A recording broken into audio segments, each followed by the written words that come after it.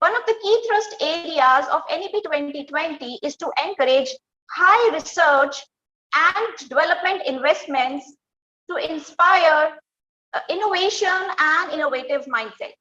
To facilitate the same, there is a need for a strong industry commitment and close intervention with academia for industry-led skilling, upskilling, and reskilling.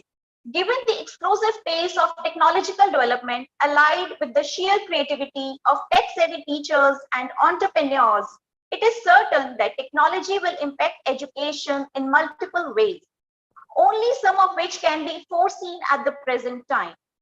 This current program aims to train faculty members to implement novel approach to their teaching pedagogy with innovative ways to negotiate with the new technology beyond the scope of traditional teaching learning process. Now, I would like to introduce you to a dynamic professional with more than 37 years of experience. He is an institution in himself. An alumnus of Sri Ram College of Commerce and University of Houston, US, he is heading several important positions. He is the chairman of DDU Kaushal Kendra scheme of UGC and visited various institutions all over India as NAC peer team member or member coordinator. He has won PPS Millennium National Teachers Award by Institute for Environment, Yoga and Social Security. He got Special Appreciation Award College Principal in Service by University of Delhi on its 99th Foundation Day. He has been invited as visiting professor at various foreign universities. The list is long and the contribution is unnumbered. With these words, I would like to invite Professor S.P. Agarwal for the welcome address. Thank you, Deepti. Good morning and welcome. I really apologize that I joined a little late because of this technology. Of course, technology is very helpful, but sometimes it makes your life difficult. First of all, I welcome Professor C.B. Sharma, not only our personal friend, but an outstanding academic and always be helpful to this institution. Our chief guest today and keynote speaker, Professor Sharma, who is, Director of Education at IGNOU, Professor of Education, has been holding various, positions all over the country. My colleague, Professor Rakesh Gupta, and collaborator in this program, Dr. Deepti and her team from Ramlan College. My colleague, Dr. Nikhil Shipra, and other colleagues who are associated with this program. Once again, good morning and welcome to all the participants in this 1 week FDP on NEP 2020 New Trends in Higher Education. Actually, let me tell you, friends, that ministry is very keen to train each and every teacher in the country on new education policy. Basically, these are 3 documents: NEP 2020, ABC Bank of Credits, and blended mode of learning. So first of all, my request to all of my colleagues is that they must go through the documents, all the documents, because they are aligned together. Moreover, another request is that this policy is basically for school education and higher education, but don't read it separately. Let us read it in consideration, because the product given by schools is to come for higher education. So we have to understand the structure in both the higher education and secondary education. Now, another important thing is that the TLC Ramanujan College has been very active over the last 2 years, and we have already reached around 160,000 teachers on various platforms, and tried to train teachers on NEP 2020. Recently, there is a very good initiative by the ministry through IGNOU. Professor Sharma is here. That with the help of same platform, they are making it a dynamic, that Any teacher can join anytime for 6-day program on NEP, and they can get the certification if they complete all the requirements. So that is a very good initiative. And similarly, because we also have similar kind of portal which SWAM has, so we will also look into this so that teachers anytime can join the program, and once complete the required number of hours and required number of assignments, they can be certified. As regards Ramanujan College is Delhi University maintained institution with more than 3,000 students, 120 faculty members. We have 10 centers of advanced research, and recently you will be glad to know that our rankings are the highest, not only in Delhi University, but all over the country in terms of NEC, A++, 3.71, and our NIRF ranking is 41. We have already set up research and development services cell, which is the requirement of UGC for institutions. We have also set up the Institutional Innovation Council, known as IIC, and also Section 8 company for incubation and startup, which is the initiative of Government of India as well as Delhi University. As regards the program, this program. See, basically, the program tried to cover all the aspects of NEP 2020 within the limited time span. But let me tell you that basically there are 4 or 5 important parameters. Number one is the structure. Structure, as you know, that in school education there is a different structure. In college education, the structure has been changed from the existing one to 4+1 or 3+2. And which most of the universities in the country are adopting and already implemented. Delhi University will do it this year. Second important aspect is the curriculum and pedagogy. The third important is the teaching learning strategies as per NEP 2020. Then learning resources and technology oriented integration in learning resources. That is another important. Vocational education and skilling and employability, these are another important parameters. And most importantly is research and scholarship, because in any academic institution the research is the key. Then governance and leadership, again very important parameter, and regulation and accreditation. So these are some of the important parameters of NEP 2020 which you must be aware, because everything is to be done by the institution and its faculty members. Let me tell you that if we keep on saying that let the government do it, let universities do it, probably we are in a dark. So it is to be done by us only. We are the key figures to do it. You are the key figures to do it. So we need to understand and implement as holistically what the NEP policy says. Now there are another important aspect in this policy is the Bharatiya Gyan Parampara, which we can inculcate through culture and values. Holistic and multidisciplinary education. What is holistic?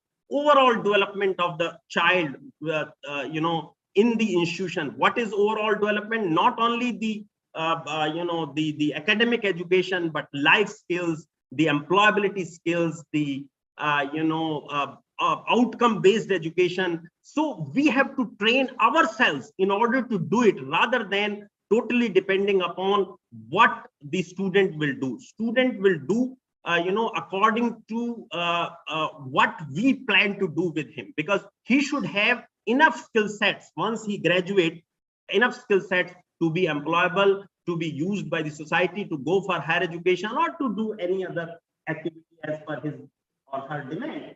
Similarly, internationalization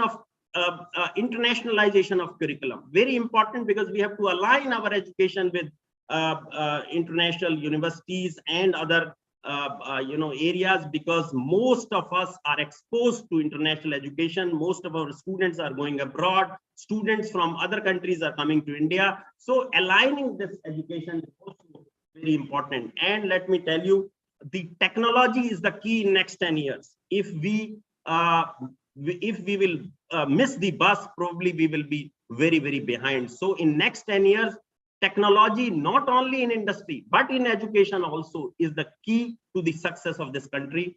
only then we can think of again getting into the arena of Vishwa Guru, if we can use rightly the technology, rightly the Bharatiya Gyan Parampara, rightly the culture and values of our country.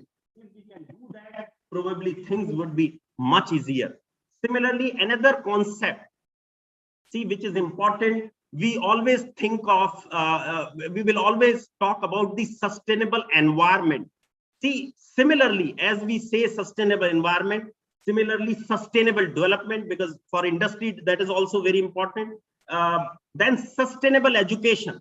So these three things, of course, I do not have time to explain everything, but let me tell you, we need to work in this direction in order to make our education holistic and in order to make our children skill-oriented, and also enough skills in order to succeed in their life. So with this, once again, welcome to this program, and I'm sure you will get the right kind of skill sets in order to implement in your classrooms, because that is what, that is the reason why we organize all these FTBs, that you should be able to deliver in your own institutions by learning the skills here. Thank you very much. Thank you, sir, for sharing such a vast knowledge with the participants and giving us a platform where two institutions work together in synergy and hoping to be extended in future as well. Now, I would like to introduce you to a professional with true administrative skills. His excellence has brought the college to new heights. He is the one who always motivates us and help us establish a path to success. An alumnus of the Indian Council of Agricultural Research and University of Tennessee, US, he is heading many chief positions. He is an academic council member of University of Delhi, member standing committee on academic matters. He is also UGC member of Curriculum Development Committee. He has 2 international patent publications, 1 US patent published application, 2 US patent granted in his name. He has more than 60 research publications in the form of book chapter, and in international journals of repute. He has won Lifetime Achievement Award for Skill India initiatives on the recommendations of International Association of Educators for World Peace, an NGO affiliate of United Nations, at Skill and Vocational Education Summit 2017, held at India International Center. With these words, I would like to invite our principal, Professor R.K. Gupta, for a special address.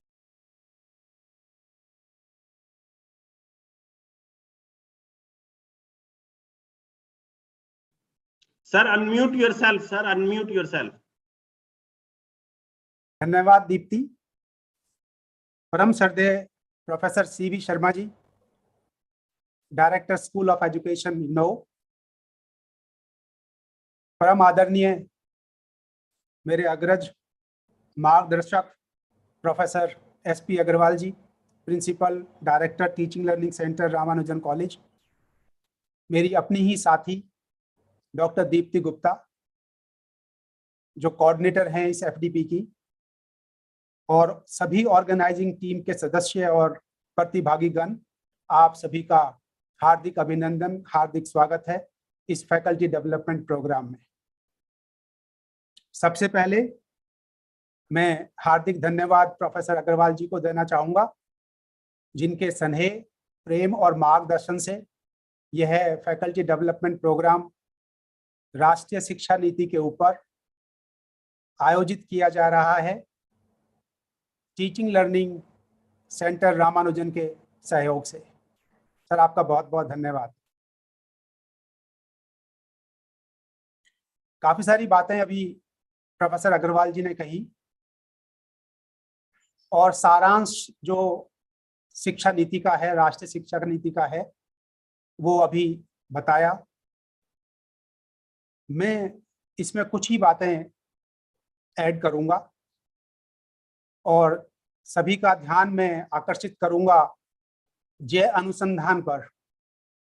अभी आपने हमारे प्रधानमंत्री जी का संबोधन सुना होगा, जिसमें उन्होंने एक नया नारा लगाया, शुरू किया जय अनुसंधान।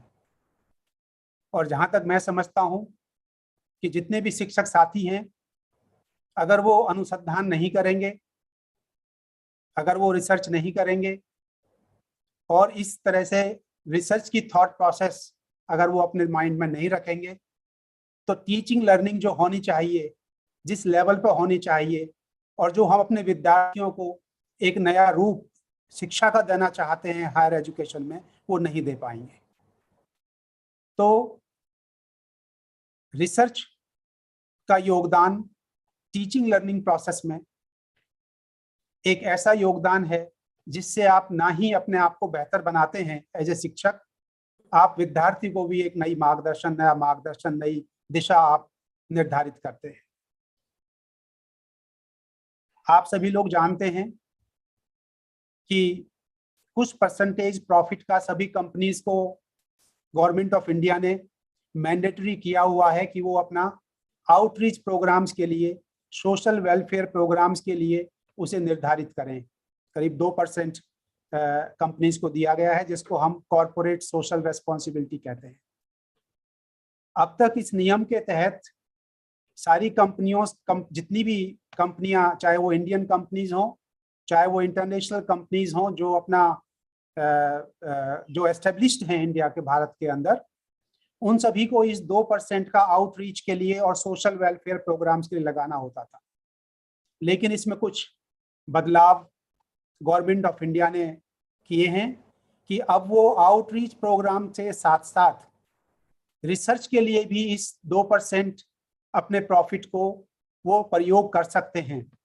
और एक ये बहुत बड़ी, ये राष्ट्रीय शिक्षा नीति के साथ एक ऐसा सहयोग है, उसको आगे बढ़ाने का एक ऐसा विचारधारा है जो आगे गवर्नमेंट ऑफ इंडिया ने एक सपोर्ट सिस्टम की तरह हम सबको दी है। पहले हम डिपेंडेंट होते थे अपनी फंडिंग के लिए, जिसको हम एक्स्ट्रा मुरल फंडिंग कहते हैं, कुछ ही गवर्नमेंट एजेंसीज को लेकर, चाहे वो ICSR हो, ICHR हो, ICMR हो, DST हो, DBT हो, मिनिस्ट्री ऑफ इन्वायरमेंट हो। तो कुछ ऐसी सिलेक्टेड गवर्नमेंट एजेंसीज हैं जो ये फंडिंग रिसर्च के लिए करती हैं। लेकिन इस बदलाव से, गवर्नमेंट ऑफ इंडिया के इस बदलाव से, अब आप उस 2% जो CSR जो कंपनीज ने रखा हुआ है, आप उसको भी अप्रोच कर सकते हैं, उसको भी टैप कर सकते हैं। और जैसे ही अगर आप उसे टैप करेंगे, वो सभी फील्ड्स में है, चाहे वो सोशल साइंसेज हो, चाहे वो साइकोलॉजी हो, चाहे वो कंप्यूटर साइंस हो, डाटा एनालिटिक्स हो, स्टैटिस्टिक्स हो, और बायोलॉजिकल साइंसेज हो, जितनी भी कंपनीज एस्टेब्लिश्ड हैं, they are ready to enter into this program through CSR to support extramural funding for research. Ramlal Anand college ने पिछले 2 सालों से एक ऐसा मॉडल सिस्टम चलाया। अपने यहाँ पर 2 सालों से समर रिसर्च ट्रेनिंग प्रोग्राम हम लोग चला रहे हैं। कुछ PhD स्टूडेंट्स हैं जिनके साथ हम अंडर ग्रेजुएट स्टूडेंट्स को एसोसिएट करते हैं, और जो PhD स्टूडेंट जहाँ पर वेट वर्क है, जिनको रिक्वायरमेंट है रिसोर्सेज की, फंडिंग की, कॉलेज उन्हें कुछ फंड देता है और उस फंड के बदले वो अंडर ग्रेजुएट स्टूडेंट्स को वो ट्रेनिंग देते हैं। तो आप सभी को आश्चर्य होगा, इस रिसर्च से अब last year 15 research papers high impact factor journals में अंडर ग्रेजुएट स्टूडेंट के साथ की हुई रिसर्च पर पब्लिश हुए हैं रामलाल आनंद कॉलेज में। रामलाल आनंद कॉलेज में जो पहले फंडिंग रिसर्च के लिए, आज से 3 या 4 साल पहले हमारे पास कोई फंडिंग नहीं होती थी। Now we have research projects from various government agencies up to of 5 crore rupees. एक 2 करोड़ का प्रोजेक्ट है मिनिस्ट्री ऑफ एनवायरमेंट से, ICMR से 1.5 करोड़ के प्रोजेक्ट हैं, DBT से हैं, DST से हैं, ICSSR से हैं। सो कुल मिलाकर आज की डेट में रामलाल आनंद कॉलेज के फैकल्टी के पास करीब 15 फैकल्टी ऐसी हैं जो रिसर्च में पूरी तरीके से कॉलेज के अंदर ही लगी हुई हैं, और उनके पास 5 करोड़ तक की फंडिंग रिसर्च प्रोजेक्ट्स के थ्रू रिसर्च को इनिशिएट करने के लिए उनके पास है। तो इस तरीके से जो अभी जो UGCF का सिस्टम जो यूनिवर्सिटी ऑफ दिल्ली ने लागू किया है, उसमें आप जो फैकल्टी दिल्ली से है, दिल्ली यूनिवर्सिटी से है। उन्होंने अब तक स्टडी किया होगा कि हम सब लोग summer research training programs, research projects after every year, और उसके साथ साथ 4th ईयर में तो डिजर्टेशन प्रोग्राम्स रख दिए गए हैं। तो ये तैयारी इस नेशनल राष्ट्रीय शिक्षा नीति को एक अच्छे ढंग से लागू करने के लिए और एक विद्यार्थियों को उस सोचने पर मजबूर करने के लिए, जब हम जय अनुसंधान की बात करते हैं, अगर हम विद्यार्थियों को इस तरह से ट्रेनिंग नहीं देंगे कि कैसे वो अपने करिकुलम को, अपनी नॉलेज को कैसे वो एक अच्छी तरीके से, कैसे अपने विचारधारा को, कैसे अपने विचारों को वो एक अनुसंधान के रूप में, कैसे एक रिसर्च के लिए अपने आप को समर्पित कर सकें या अपने आप को ढाल सकें, तैयार कर सकें, जब ही इनोवेशन पॉसिबल है। अगर वो रिसर्च नहीं करेंगे तो इनोवेशन भी नहीं होगी।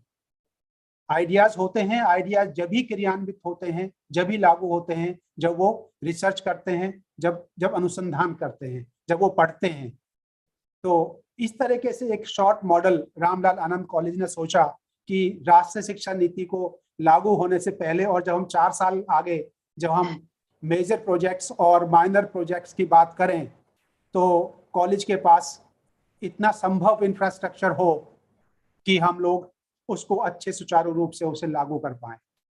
तो मेरी सभी साथियों से जो इसमें पार्टिसिपेट कर रहे हैं, उनसे यही आशा है कि अपने आप को मोटिवेट करें, इंस्पायर करें, रिसर्च करने के लिए अपने आप को प्रेरित करें। फंडिंग भी अवेलेबल है, आपको सिर्फ अपने आप को तैयार करना है। अगर आप इनोवेशन चाहते हैं, अगर आप नए स्टार्टअप चाहते हैं, तो अपने आप को रिसर्च के लिए तैयार करना होगा। Thank you so much. Thank you, sir, for your kind words and telling participants about the various funding agencies to initiate research. Thanks for your constant support and guidance. You are always an inspiration. It is indeed a moment of privilege and honor to introduce our chief guest, Professor C.B. Sharma, for this session. He is Professor of Education at the School of Education, Indira Gandhi National Open University, New Delhi. He served as the Chairman of National Institute of Open Schooling from April 2015 to April 2020. During his leadership, the National Institute of Open Schooling experienced a complete turnaround with many landmark new initiatives, including introduction of courses in Bharatiya Parampara, leading to award of secondary and senior secondary certificate in Indian knowledge tradition. He has 3 decades of teaching experience, and he is the recipient of President's Award for commendable contribution to digital initiatives. He has also been named Paul Harris Fellow in appreciation of tangible and significant assistance given for the furtherance of better understanding and friendly relations among people of the world by the Rotary Foundation of Rotary International. Recognizing his talent and contributions, the Government of India had assigned him the responsibility of training more than 12 lakh untrained in-service teachers through the Diploma in Elementary Education, and the same was completed in a record time of 18 months. He has been on various national policy framing committees, including the committee constituted by the Government of India to review the National Council for Teacher Education and the committee constituted to draft the Distance Education Council of India Bill in 2015. He has been on various statutory bodies, Academic Council, Board of Management, Board of Governors, etc., and also the Visitors President of India nominee on selection committees. He has been also invited by the World Bank for research studies. He was a member of Indian delegation led by Honorable Human Resource Minister of India to the Commonwealth Ministerial Meet held at Bahamas in May 2015.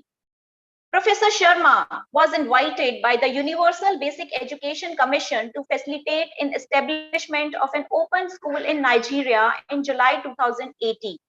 His contribution towards revamping of industrial training institutes and bringing the certificate at par with secondary and senior secondary was also highly appreciated.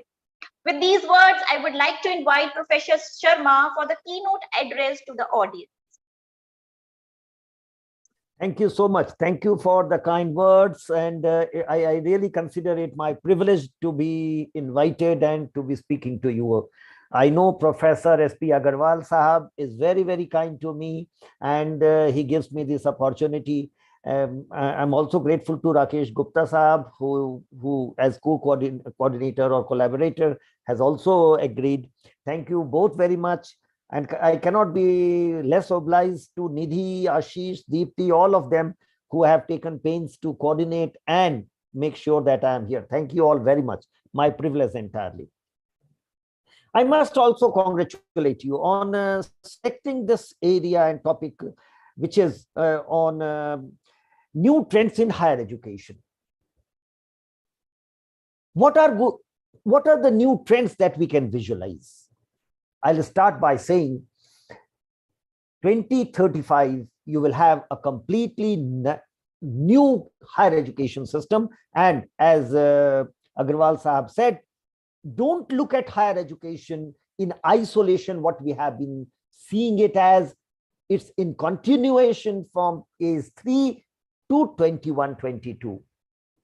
For the first time, the whole policy looks at education in a continuum. So the divide between the school and the higher education is going to wither. It will be in a continuation. A couple of things that I must also confess right at the beginning. I had the privilege of joining as chairman of National Institute of Open Schooling in 2015, right when the government was starting to work on the national education policy. And I have been an integral part of this policy right since 2015 up to the submission to the Prime Minister.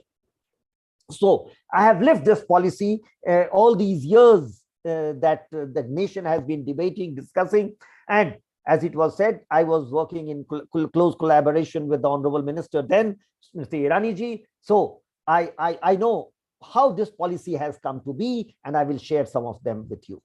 The most important thing that you must notice in this policy is that the regulatory framework is going to change. What impacts a system of a country? What impacts the health system of a country? What impacts the road transport system of a country? The policies that you make. So this education policy is going to completely transform the regulatory framework of school education as well as higher education. We have been depending right since, I think, Macaulay's minutes on the government regulatory bodies, and we did not change it in 1947. We have nearly 24 regulatory bodies: the National Council for Teacher Education, the All India Council for Technical Education, for technical and management education, and similarly for architecture, for animal husbandry. For every area we created a regulatory body which were all statutory, that is, they were all created through acts of parliament, so they had enormous powers. Unfortunately, most of them became very corrupt, and this policy is not shy about it. This policy accepts it.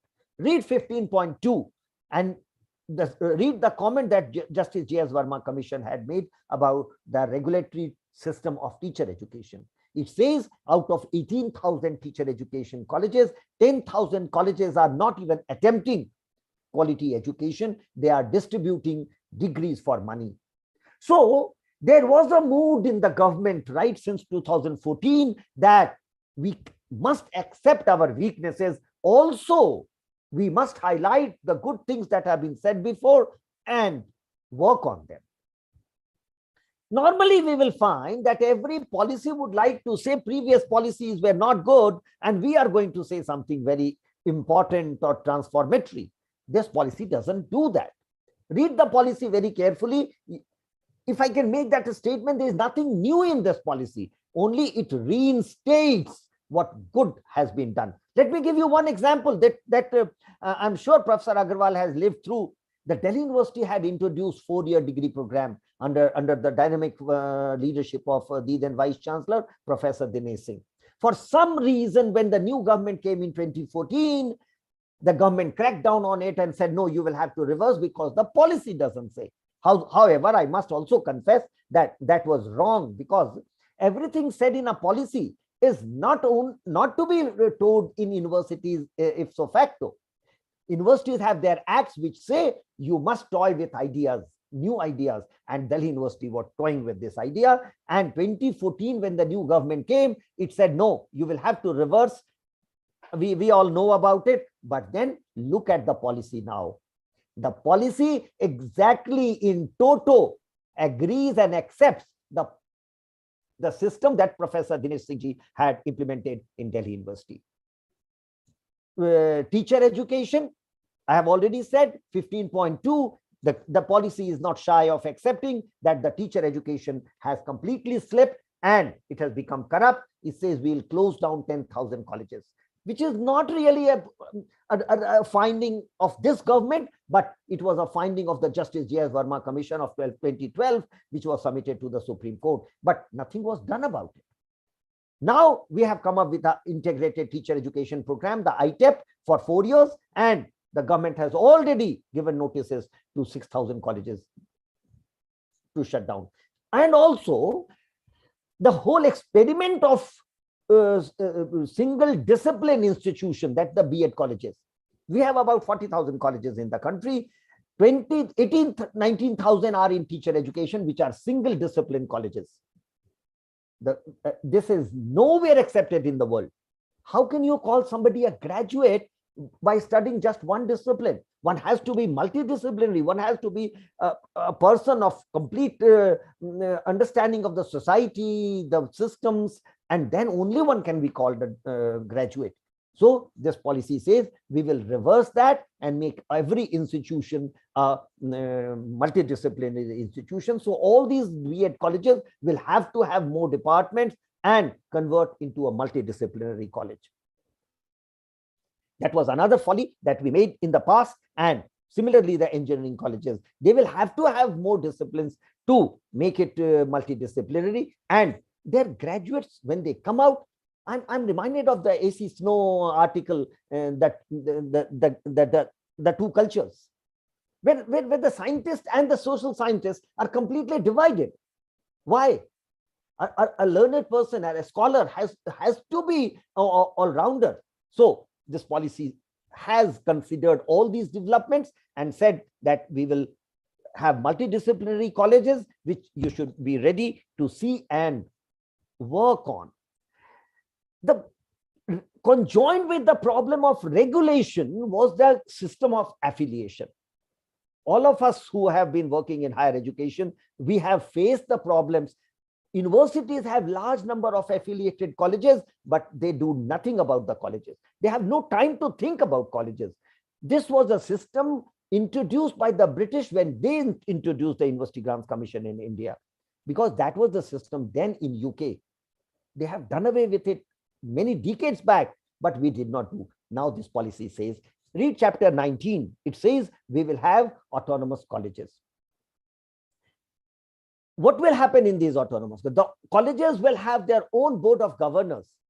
The principal of the college, who will be equivalent to a vice chancellor, will have his or her own board of governors consisting of the students, teachers, parents, stakeholders, employers, and people who are experts of that area. So if you have an engineering department, you will have some industry partners. If you have some social science department, you will have sister college principals or experts. You will have also people from outside who can guide you, and you will be able to work independently. The trust on the system was lost, but we were still working because the government did not want to change. That now the mood is that if this system is not working, why not change it? So every college will have its own board of governors, which will independently work. So what will work?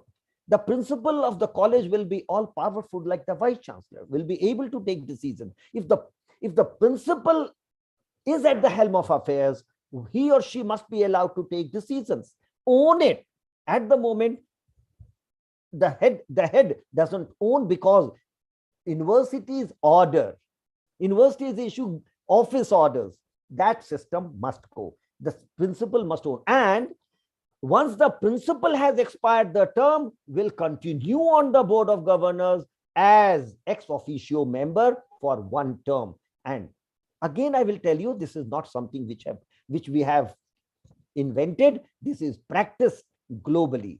The former vice chancellor of a university remains on the board and the decision-making process because he or she has been at the helm of affairs for 3 or 5 years. We just do away with the people and their great experiences. Like the ex-vice chancellor of any university has nothing to do with the university, whereas that person is spent all the time. That will change, and we will have a system where there will be a continuity. Now, another major issue that we must, and I hope you will be discussing during your 6-day workshop, is about curriculum. What do we teach? Is it relevant for our teachers, our students? We have been shouting that the graduates are not employable, the graduates are not self-employable, because Macaulay had deliberately delinked society from the system of education and jobs. He said, you study English, I will give you a job. You don't study English, you go unemployed. We didn't do anything about it. Our nation was one which always had society supporting the institution, because after studying, the graduate supported the society. हम पढ़ाई किसके लिए करते हैं? हम समाज के लिए करते हैं. तो हमको कौन मदद करेगा? समाज मदद करेगा. अभी गुप्ता साहब ने फंडिंग के बारे में बहुत कुछ कहा. देखिए, हम 6% कोठारी आयोग के समय से कह रहे हैं कि हम 6% शिक्षा पर खर्च करेंगे. इस पॉलिसी ने भी कहा है, लेकिन मैं ईमानदारी से अगर आपको कहूं, ये कभी संभव नहीं होगा भारत जैसे देश में. हम कहने को ये कह देते हैं, लेकिन होना संभव नहीं है. हम फिनलैंड नहीं है जो 6 करोड़ की आबादी का देश है. हम इंग्लैंड नहीं है जो 7 करोड़ आबादी का देश है, जहां हम ये कर पाएंगे. तो हमें समाज आधारित शिक्षा ही देनी होगी और समाज से जुड़ के देना होगा. इस पॉलिसी ने इसको बहुत गंभीरता से लिया है और क्या कहा है, अपने एलुमनी को जोड़िए, समाज से जुड़िए और समाज ही आपको मदद करेगा. उसी से जुड़ करके, इसीलिए हम कह रहे हैं कि समाज के वो प्रतिष्ठित व्यक्ति हमारे बोर्ड पर बैठेंगे जो हमारे लिए धन का भी इंतजाम करेंगे और समाज को भी जोड़ेंगे. यही तो पहले भी था. नालंदा को 250, नालंदा विश्वविद्यालय को 250 गांव राजा ने गोद दे दिए थे कि वो गांव आपको मदद करेंगे, उन्हीं के मदद से आप चलेंगे. तो ये विश्वविद्यालय भी लौट के जाके गांव को मदद करता था कि उनकी खेती कैसे होती है. आज एग्रीकल्चर की यूनिवर्सिटी कहीं होती है, उसको बगल के गांव में क्या खेती हो रही है वो पता तक नहीं होता है. तो हमारे एग्रीकल्चर की यूनिवर्सिटी, हमारे सोशल साइंस की यूनिवर्सिटी, हमारे साइंस की यूनिवर्सिटी, उनसे जुड़ के काम करेंगे. ये जानबूझ के अंग्रेजों ने, देखिए ये शिकायत नहीं है, ये समीक्षा है. हम देखना चाहते हैं कि कहां गलतियां हुई. 1700 में भारत दुनिया का सबसे अमीर देश था. 27% शिरकत थी हमारी विश्व व्यापार में. जानबूझ के उसको तोड़ा गया ताकि अंग्रेज अपने देश का सामान यहां बेच सके. हम समझते रहे हैं, अपने समाज विज्ञान की पुस्तकों में लिखते रहे हैं, लेकिन उसको उलटने की बात कभी नहीं की है. उसको उलटने की बात ये पॉलिसी करता है. क्या कहता है ये तब कि हम वो पैदा करेंगे, वो सामान बनाएंगे जो समाज उपयोगी हो, और समाज जो बनाता है उसको हम उपयोग करेंगे. मेरे पास समय कम है, इसलिए मैं आपको 1-2 उदाहरण से बताता हूं. देखिए, विद्यालय शिक्षा में, जैसे कि अभी अग्रवाल साहब ने कहा था, हम विद्यालय और उच्च शिक्षा संस्थानों को साथ लाना चाहते हैं. अभी आप देख लीजिए, आप मास्टर्स डिग्री लेके निकलते हैं, ग्रेजुएशन करके निकलते हैं, आपको पता ही नहीं है कि स्कूल में क्या पढ़ाया जाता है. आप जिस दिन विद्यालय छोड़े उसके बाद कभी आप वहां गए भी नहीं. ये नहीं हो सकता है. हमारा उच्च शिक्षा किसके लिए? विद्यालय शिक्षा. 50 करोड़ विद्यार्थी हैं विद्यालयों में और केवल 7 करोड़ हैं उच्च शिक्षा में. क्यों? क्योंकि विद्यालय को हम सपोर्ट नहीं करते हैं. तो हम लोगों ने क्या कहा है, हर एक पीएचडी का स्टूडेंट, चाहे वो नैनो टेक्नोलॉजी पर पीएचडी क्यों नहीं कर रहा है, थोड़ा समय जाकर के विद्यालय में बिताएगा और विद्यार्थियों से बात करेगा, वहां बताएगा कि हम क्या कर रहे हैं. क्या फायदा होगा? हमारा जो विद्यार्थी आज केवल सुनता है, आईआईटी बड़ी संस्था है, वहां क्या पढ़ेंगे? मैकेनिकल इंजीनियरिंग पढ़ेंगे. क्यों पढ़ेंगे? क्योंकि सब लोग पढ़ना चाहते हैं. नहीं, ये विद्यार्थी जो शिक्षा के हैं विद्यालयों में जाएंगे, उनको बताएंगे कि शोध के नए एरियाज क्या आ रहे हैं, क्या पढ़ना चाहिए, तो विद्यार्थी वहां भी पढ़ेंगे। पहली बात। दूसरी बात कि उनको क्या आवश्यकता है वो उच्च शिक्षा दे सकता है। जो बड़ा बदलाव हम ला रहे हैं विद्यालय शिक्षा में वो है 5+3+3+4 का। देखिए अभी 6 साल से विद्यालय शुरू होता है और 3 से 6 साल की जो उम्र है उस उम्र में बच्चे सीखते भी तेजी से हैं और कहीं ना कहीं जाने की स्थिति में है किसी संस्था में, स्कूलिंग के प्रोसेस में। गरीब का बच्चा कहाँ रहता है? गरीब का बच्चा अपने छोटे भाई बहन को देखता है, बकरी चलाता है, गोईठा बनाता है, ये करता है और वो बड़ी आबादी है। मैं आपसे आग्रह करूंगा 11 जून 2014 को प्रधानमंत्री जी नरेंद्र मोदी जी ने सबसे पहले संसद को संबोधित किया था। उस भाषण को जरूर सुनिए, गूगल पर दिया हुआ है। लगभग 54 मिनट के भाषण में प्रधानमंत्री 7-8 मिनट तक शिक्षा पर बोले थे। उनकी चिंता क्या थी? उनकी चिंता थी 70% आबादी गांव में रहती है। इन बच्चों के पास न अच्छे विद्यालय हैं, न अच्छे शिक्षक हैं। क्या तकनीक के माध्यम से हम इन बच्चों को अच्छे शिक्षक नहीं पहुंचा सकते हैं? इसको जरा 1986 के नीति के से मिला करके देखिए। The 1986 policy was given by the youngest Prime Minister of India, Western trained young Prime Minister Rajiv Gandhi. And what was his vision? His vision was India must lead in technology. And so many departments started, Department of Computer Science. We have collected data for 10 long years. 10 long years.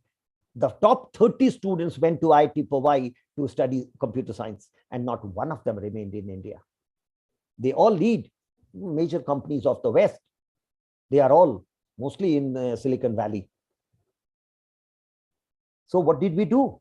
We created a policy which served the developed nation. We served America, we served England, we served Germany. Should a policy of a nation be made to serve other countries? We must analyze, and this policy tries to reverse. क्या कहता है ये policy? एक दो उदाहरण आपको दूंगा। देखिए हमारे जो बच्चे 3 से 6 साल के हैं वो क्या करते हैं? वो जो प्ले स्कूल में जाते हैं, जो क्रेश में जाते हैं, उनके लिए तो वहां पर चीन से बने खिलौने रखे गए हैं जो कि वो खेलते हैं। गांव का बच्चा उससे नहीं खेलता है। हमारे देश में एक बड़ी परंपरा थी खिलौनों की। आप कश्मीर से कन्याकुमारी तक यात्रा करिए और आप पाएंगे कि हर स्टेशन पर नए नए खिलौने बिक रहे हैं। वो सब मर गया क्योंकि हम चीन से खिलौने मंगाने लगे। एक बड़ा सोच है। 13,000 हमारे आंगनवाड़ी हैं, हम सबको बदलने जा रहे हैं। और क्या करेंगे? हम जितने खिलौने हमारे देश के थे उन सबको रिवाइव करेंगे और इन आंगनवाड़ी में रखेंगे जिससे बच्चे खेलेंगे। अग्रवाल साहब समझ सकते हैं, वो जानते हैं इस चीज को कि ये बच्चे जब इस खिलौने से खेलते हैं तो पूछते हैं कि अरे भाई ये एक धुरी पर रखे 2 राजा रानी हैं, ये चलते जाते हैं, गिरते क्यों नहीं है? ये बच्चा निश्चित तौर पर पूछेगा टीचर से और विज्ञान वहीं से शुरू हो जाएगा। खेल हम बच्चों को चक्का दे देते हैं, उसको मार मार के वो चलाते हैं, वो चलता क्यों जाता है, रुकता क्यों नहीं है?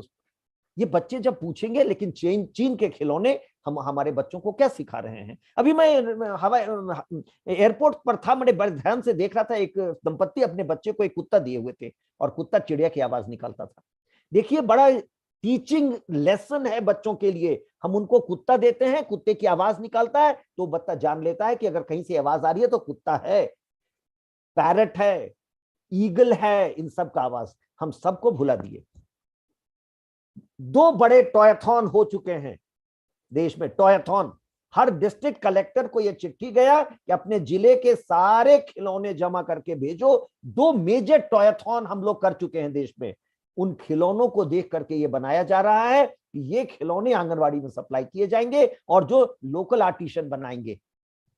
और वो जो कल्चर मर गया, जो लोग अनएम्प्लॉयड हो गए, वो दोबारा एम्प्लॉय होंगे। हमारे अपना कल्चर रिवाइव होगा और हमारे बच्चे अपने खिलौनों से लोकल रियलिटी पर बने मिलेंगे, उससे सीखेंगे। मैं जानबूझ कर यह उदाहरण दे रहा हूं जब भी कि मेरे पास समय कम है, कि पूरी सोच है कि हम केवल शिक्षा के लिए शिक्षा नहीं, जो मैकॉले ने कहा था we will teach them English, so that they are brown in color but white in thinking. They will be interpreters between us and the millions whom we govern. They will help us prolong the British rule in India. Can that be an objective of education? No, definitely not. We are trying to reverse that through this policy. Those who would be graduate will not aspire to go to US and buy a Mercedes in Silicon Valley. Those who graduate through this system will be proud to say, I am an Indian and I want to serve my nation. They will know the country, they will know the curriculum. और ये तभी होगा जब colleges को ये छूट होगी कि आप अपना करिकुलम बनाइए और स्कूल के साथ मिलकर के बनाइए। तो हम कॉलेज के जब बोर्ड ऑफ गवर्नर्स बनेंगे, उनका बोर्ड ऑफ स्टडीज भी होगा, वो अपना करिकुलम और लोकल करिकुलम बनाएगा। तो ये जो पूरा स्ट्रक्चर है 5+3+3+4 स्कूल का, हम जो अभी 6 साल में बच्चों को लाते थे, 6 साल में जब गरीब का बच्चा आता था, जो पहली बार स्कूल आता था, वो ऐसे ही पिछड़ जाता था और 8 साल की उम्र तक वो स्कूल छोड़ देता था, क्योंकि माँ बाप निरक्षर हैं और वो फर्स्ट जनरेशन लर्नर है बच्चा। माँ बाप रोज पूछता था उसको घर जाने पर, आज क्या सीखे? वो कहता कुछ समझ नहीं आया। आज क्या सीखे? कुछ समझ नहीं आया। तो पेरेंट्स यही कहते थे बच्चों को, अरे छोड़ दे तुम स्कूल, तुम, हमको पता था तुम मूड हो, तुमको कुछ समझ में नहीं आ सकता है। बच्चे पर ही दोष देकर के वो विद्यालय से छुड़वाते थे। हमारा प्रयास है, हम 3 साल से सारे बच्चों को लाएंगे, उनको मातृभाषा में पढ़ाएंगे। देखिए, ये बात हम लोगों ने नहीं कहा है, ये सार्जेंट कमीशन ने आजादी के पहले कहा था 1944 में कि सारे बच्चों को मातृभाषा में शिक्षा देनी चाहिए। हम दोहराते रहे, लेकिन तमिलनाडु जैसी राजनीति करता रहा कि हम इसको लागू नहीं कर सके। इस बार पहली बार ये नीति कहती है कि हम मातृभाषा में लोअर प्राइमरी, जो फर्स्ट 5 इयर्स 5+3+3 का है, वो 5 इयर्स हम मातृभाषा में देंगे। और आपको जानकर ये प्रसन्नता होगी कि हम 40 भाषाओं में ये प्राइमर्स बना भी चुके। 2 साल दीजिए, हम सारे 100 मातृभाषाओं में, जिनके बोलने वाले 10,000 से ज्यादा लोग हैं, उन सबको मातृभाषा में लोअर प्राइमरी करने का मौका लगेगा। इसका बड़ा फायदा है जो आप समझ सकते हैं मदर टंग में, क्योंकि the initial 5 years are not really a process of teaching learning, they are a process of schooling, where the child learns to come to school, be at school, learn to live together, and the process of learning to learn starts at this age. So it is important that they come at 3 years. Now look at it in a holistic manner. 3 years will come, play with toys, all the Indian toys. They will learn about their land, their vicinity, their culture. And when they go to class 3, they will shift to the second language, which is the major language of the region. They will not drop out of school. When 100% of children compete in class 3 to 8, then when they go to class 9, which will be secondary, we have done away with the nomenclature of secondary and senior secondary. It will be secondary classes, that is 9 to 12. They will all be on the same platform. They will all be on the same page. उनका goal post एक ही होगा, उनको अलग अलग हम goal post नहीं देंगे। तो वो सब जब compete करेंगे तो सब मिल करके, जो बड़ा बदलाव और आ रहा है कि हम अभी तक इतने रिजिड थे। देखिए, पूरा ही अंग्रेजों का दिया हुआ था कि अगर आप फिजिक्स पढ़ते हैं तो केमिस्ट्री और मैथमेटिक्स या बायोलॉजी पढ़ना पड़ेगा। क्यों? मेरा सौभाग्य था कि मैं ही नॉन फॉर्मल एजुकेशन वोकेशनल के टीम को लीड कर रहा था। पूरे देश में घूम करके बच्चों से मिले, तमाम लड़कियां बोली कि सर मुझे तो केवल डांस में शौक है, मैं डांस ही करना चाहती थी। क्यों नहीं? हम 140 करोड़ के देश है, 1 लाख लड़कियां, 2 लाख लड़कियां, 5 लाख लड़कियां अगर केवल डांस ही करें और दुनिया के बेस्ट डांसर्स भारत से निकले और पूरे दुनिया में जाके परफॉर्मेंस दें, भारत को सब जानेंगे और क्या रेवेन्यू हम लाएंगे। हमारे बेस्ट पेंटर्स निकले, हमारे बेस्ट एग्रीकल्चरिस्ट निकले। हम अभी एग्रीकल्चर में एक्सपेरिमेंट के लिए लैब पर डिपेंड करते हैं। हमारा पढ़ा लिखा लड़का बच्चा जब कॉलेज से एग्रीकल्चर करके घर जाए और कहे कि मेरे पास 20 एकड़ जमीन है, मैं नौकरी क्यों मांगू, मैं अपनी खेती पर, अपने जमीन पर खेती करूंगा और नए नए एक्सपेरिमेंट करके नए नए तरह का बीज बनाऊंगा, नए नए तरह का प्रोडक्ट बनाऊंगा। कितने नए प्रोडक्ट भारत से निकलेंगे। पूरी यूरोप की आबादी हमें, तो हम कितने एक्सपेरिमेंट कर सकते हैं। ये सोच है कि हम नए एक्सपेरिमेंट करेंगे, नए इज़ार करेंगे, नई चीजें निकालेंगे, नई बात दुनिया को कहेंगे। और ये लोग, ये बच्चे जब 2040 में एक नई पीढ़ी निकल के आएगी तो वो दुनिया को बताएगी कि भारत क्या कर सकता है और कितना एक्सपेरिमेंट कर सकता है। आप पूरे करिकुलम में देखें तो हर जगह ये बात कही जा रही है। अभी नेशनल करिकुलम फ्रेमवर्क आने वाला है, हम लोगों ने 25 फोकस ग्रुप पर काम किया है कि हम कहां कहां बदलना चाहते हैं। प्रधानमंत्री जी ने 7 अगस्त 2020 को जब ये पॉलिसी 29 जुलाई को पास किया था कैबिनेट से, तो 7 अगस्त को शिक्षकों को संबोधित किया था और उन्होंने सही कहा था कि शिक्षा नीति हमने आपको दिया है, सरकार ने दिया है, तो आप समझ सकते हैं कि the government is with you, my will is with you, but you have to implement it. The teachers have to implement it. Now, imagine a situation where a child is studying a subject of social science and at the same time a self-employable vocational course. We have done away with the barriers of science, arts, commerce, this, that. अभी बताया गया कि मैं भारतीय ज्ञान परंपरा में नया स्ट्रीम शुरू किया था NIOS में। जब मुझे पता चला कि हम वेद के अध्ययन को इस देश में रिकॉग्नाइज ही नहीं करते हैं, जो बच्चे वेद पढ़ते हैं वेद विद्यालयों से, वो 12 साल वेद पढ़ते हैं और उनको हम बिना कोई डिग्री दिए कहते हैं अब जाइए गांव में, उनको चपरासी की भी नौकरी नहीं मिलती थी। जब मेरे संज्ञान में पतंजलि के एक आचार्य जी आए थे, उन्होंने बताया, मैंने कहा ये शर्म की बात है देश के लिए। महादेव की कृपा थी कि मेरे पास वो अधिकार था कि मैं सब्जेक्ट नहीं बना सकूं। आपको जान के प्रसन्नता होगी कि भारतीय ज्ञान परंपरा में 10वीं और 12वीं मैंने शुरू कर दिया। आज लाखों विद्यार्थी जो वेद अध्ययन करते हैं, ग्रामर पढ़ते हैं। हम पाणिनि पर तो गर्व करते हैं, अमेरिका में डिपार्टमेंट्स हैं, लेकिन जो बच्चा मेरे यहाँ पाणिनि पढ़ता है उसको सर्टिफाई नहीं करते हैं। अब वो हो रहा है। ये छूट, मेरा सौभाग्य था पुनः कि मैं नेशनल एजुकेशन पॉलिसी के कमिटी पर बैठता था। मैंने जोर देके ये कहा, सारे विषयों को विषय बनाओ, सारे विषयों को विषय बनाओ, सारे ज्ञान की परंपराओं को।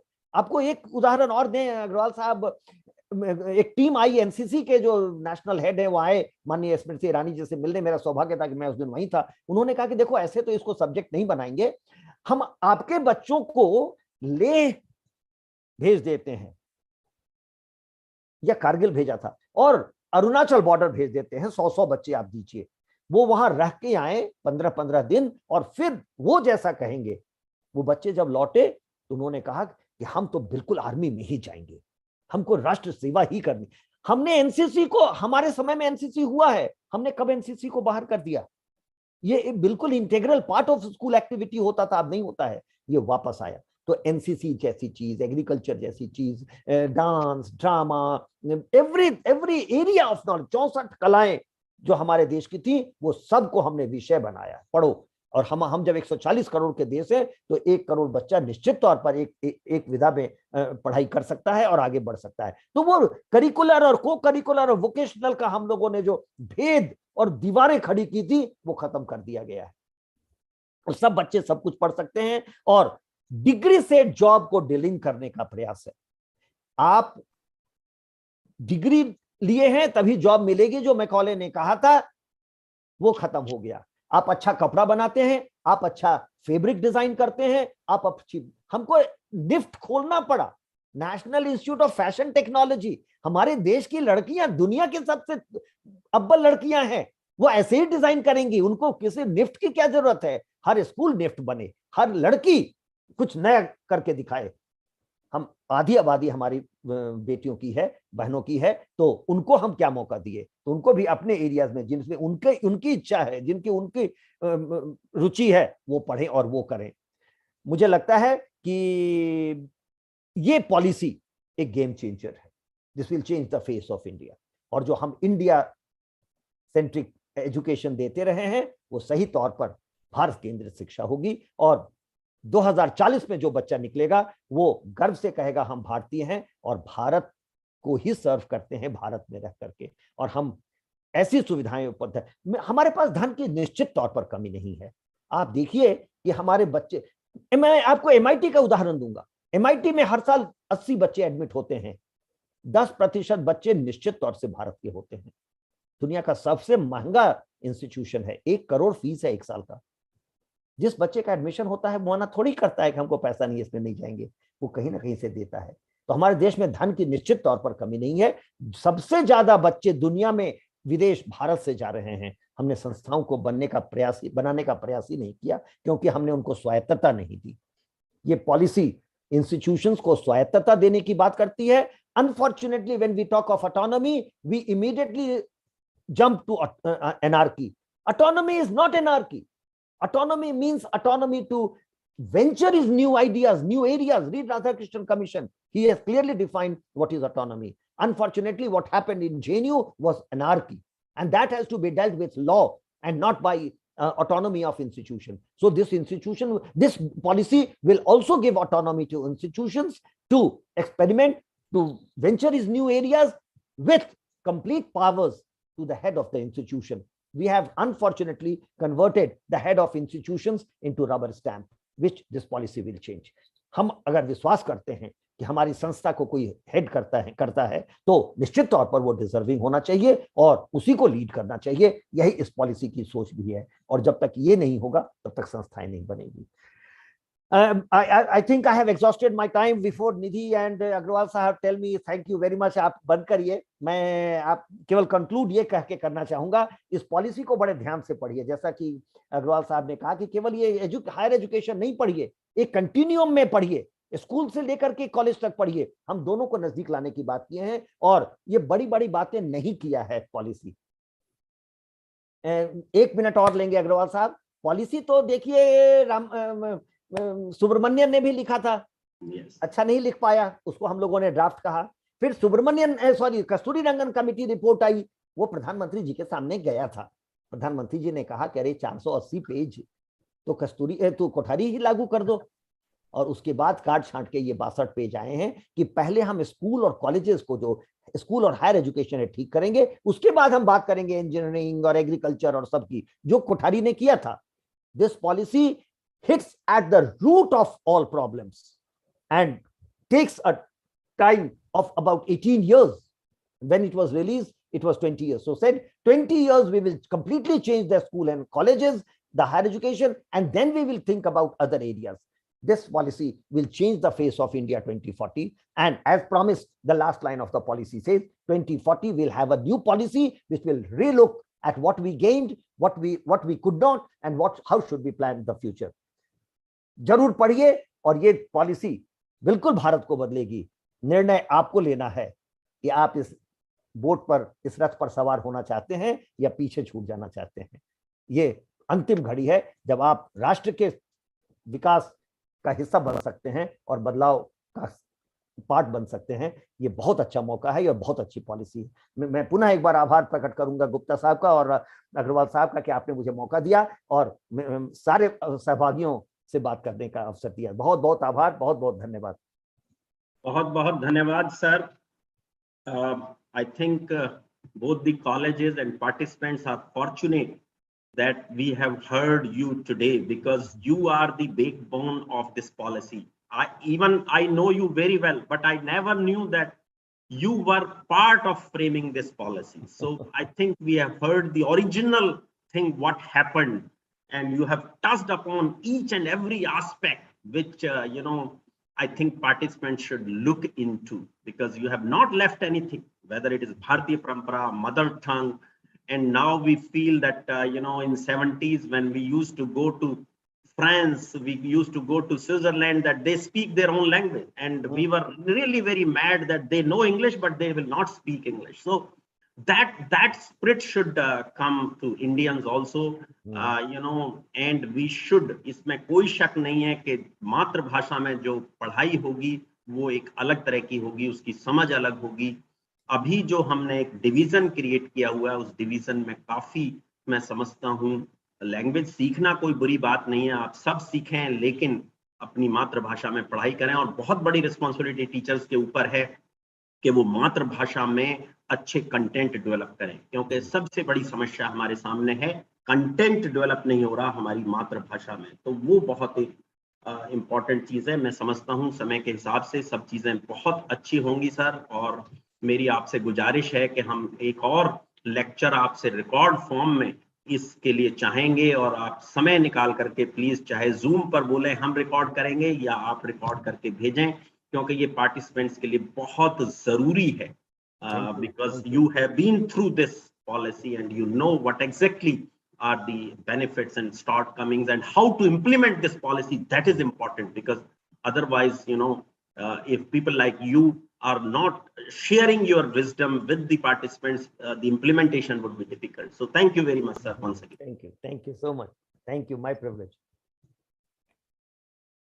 Thank you, Professor Sharma.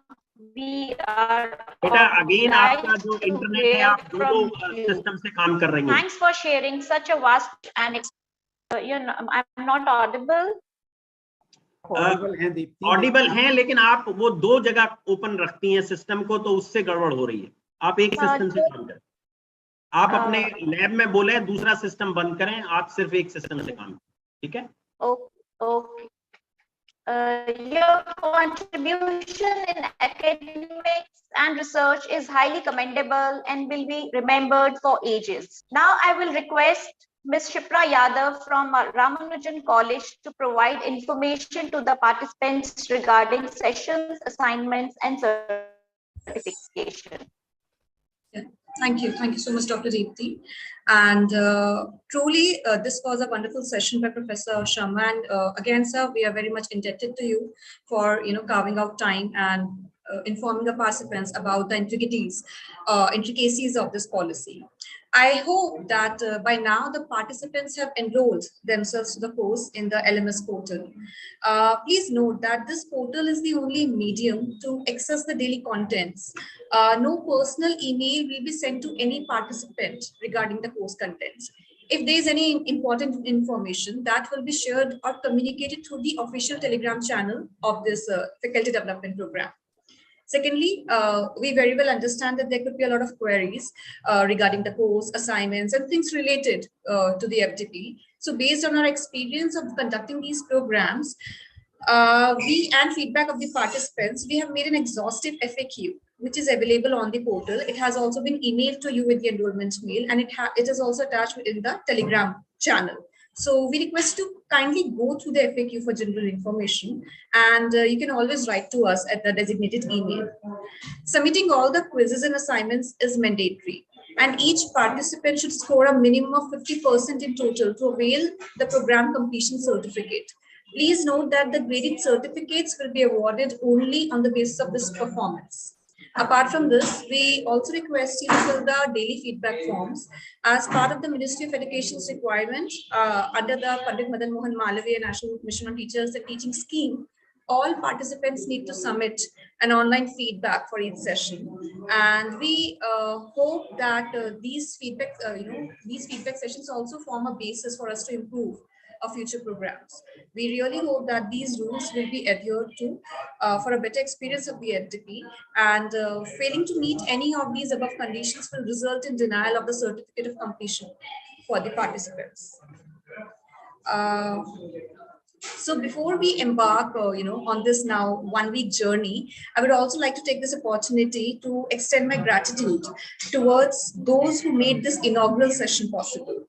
So on behalf of the Teaching Learning Center, Ramanujan College, and the organizing board of the Faculty Development Program, I would foremost like to thank our chief guest for today, Professor C.V. Sharma, for taking out time and sharing his views and perspective with the participants. As a student of social science myself, I have been very intrigued by all the references which he has, kept in his welcome address. I also would like to thank our collaborator, and we are very grateful to Professor Rakesh Kumar Gupta, Principal of Ramlal Anand College, for being here and sharing his valuable thoughts with the participants. This list of gratitude would be incomplete if I do not thank our collaborators, program coordinators, and the organizing team.